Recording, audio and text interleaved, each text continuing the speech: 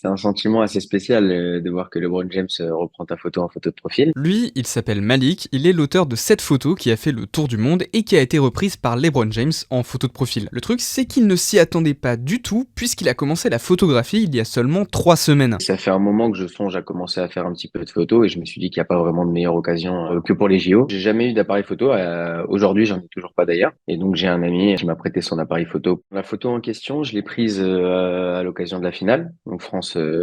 Et je voulais particulièrement ce cliché avec ces trois joueurs-là. Donc, je les ai suivis pendant très longtemps sur le terrain avec mon appareil. Ça m'a fait rater quelques actions. Je me suis pas vraiment rendu compte que j'avais la photo parce que comme je suis amateur, il y a beaucoup de photos où j'ai pas le point. Donc j'ai attendu le soir même pour voir si j'avais bien le point et que j'avais ce qu'il fallait sur la photo. Et puis j'étais vraiment content de voir que c'était le cas. Quand j'ai posté la photo, j'ai eu des retours assez positifs des amis qui me suivaient. Et puis petit à petit, les gens ont commencé à la partager jusqu'à ce que des très gros médias s'en emparent, SportsCenter, ESPN ou alors la FIBA, la Fédération internationale de basketball. Ils l'ont reprise aussi en me créditant, ce qui a donné encore un peu plus de visibilité et un peu plus de bons retours. Et jusqu'à finir par LeBron James qui la reprend en photo de profil. C'est un sentiment assez spécial. Moi qui suis fan de basket depuis toujours, qui est grandi avec lui en le voyant à la télé, c'est gratifiant, ça fait plaisir. Je pense que sur cette photo, il y a un truc qui est assez spécial. Des photos d'action en match, tout le monde les a. Mais sur ce cliché, cet angle particulier, surtout que moi j'étais assis dans les tribunes, quoi. Donc c'est pas